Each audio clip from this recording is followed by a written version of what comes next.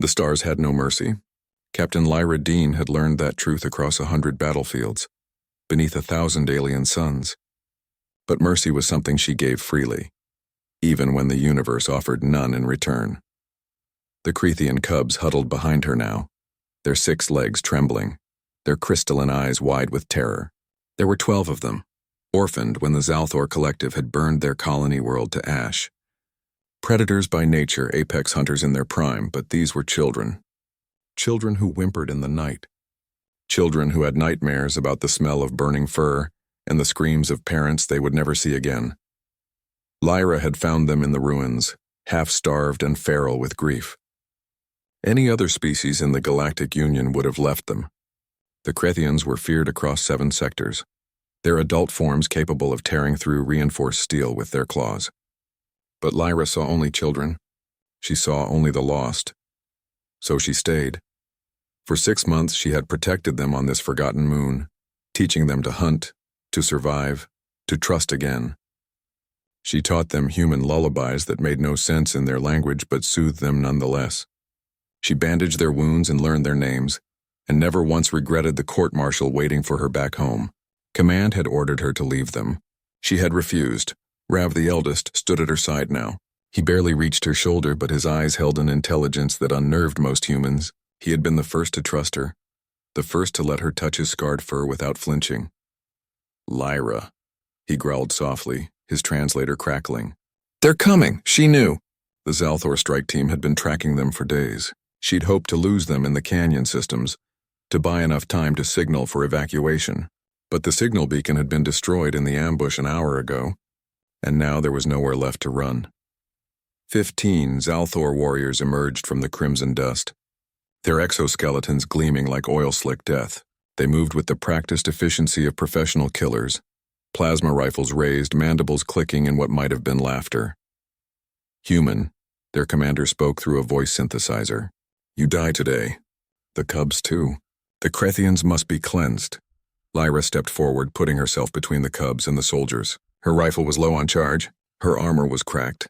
Her leg throbbed from the shrapnel wound she'd taken in the morning skirmish. None of it mattered. You want them? Her voice was steel and fire. You go through me first. The Zalthor commander tilted his head. As you wish, human. Your species' foolish attachment to lesser beings is well documented. We will make your death educational for the cubs. They will learn that mercy is weakness. The first shot took her in the shoulder. Lyra staggered but didn't fall. Return fire. The plasma bolt caught a Zalthor in the chest, sent him sprawling. The cub screamed behind her, high-pitched keening wails that cut through the air like broken glass. Stay back, she roared at them. Rav, keep them back! She could hear Rav hurting the younger ones, his voice sharp with commands they had learned to obey. Good. If she could hold the line just a little longer, if she could buy them enough time to scatter into the caves. The second shot hit her in the ribs. She went down on one knee, gasping. Blood in her mouth, copper and warm. The world tilted. Through blurring vision, she saw the Zalthor advancing, saw their weapons charging for the killing blow. Behind her, the cubs were crying. She could hear their grief, their terror, and it broke something in her chest that had nothing to do with the plasma burns. The third shot caught her in the chest. Lyra Dean fell. The cubs' wailing reached a fever pitch, a sound no human had ever heard from Crethean young. The death keen, reserved only for pack leaders, for mothers, for those who meant more than life itself. Then, silence. The Zalthor commander stepped forward, ready to finish what he'd started, but something made him pause. The cubs weren't fleeing. They weren't cowering, they were standing. Rav moved first, stepping over Lyra's body. His crystalline eyes had changed, the blue of childhood fear replaced by something ancient and terrible. The other 11 cubs flanked him, forming a line. Their small bodies began to change, muscles coiling, claws extending. The transformation that shouldn't have been possible for another decade was happening now. Triggered by grief so profound it shattered biological limitations. She was ours, Rav said, and his voice was no longer the voice of a child. Our pack. Our mother. The translator could barely keep up with the subsonic growl building in his chest. She showed us mercy when the galaxy showed us none. She taught us that strength is not the same as cruelty. She chose us over her own kind.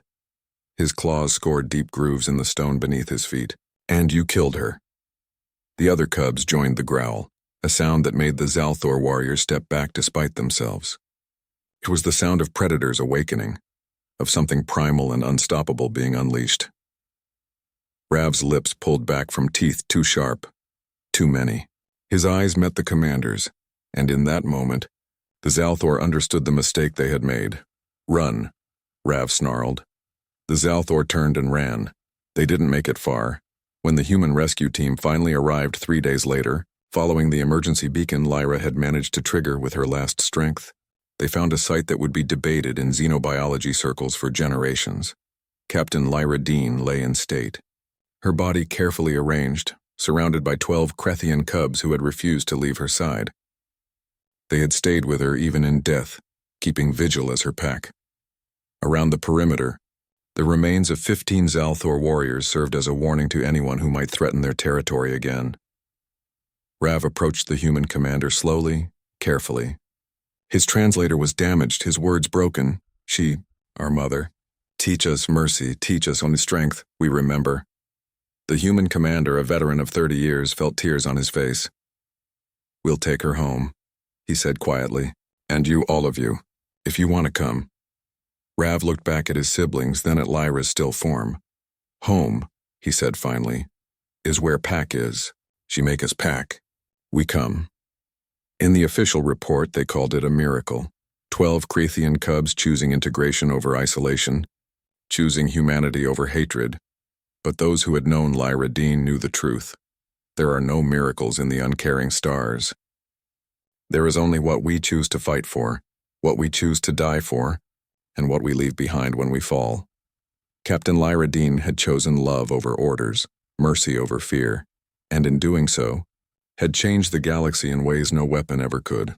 The cubs never forgot, and the Zalthor collective never came to that sector again.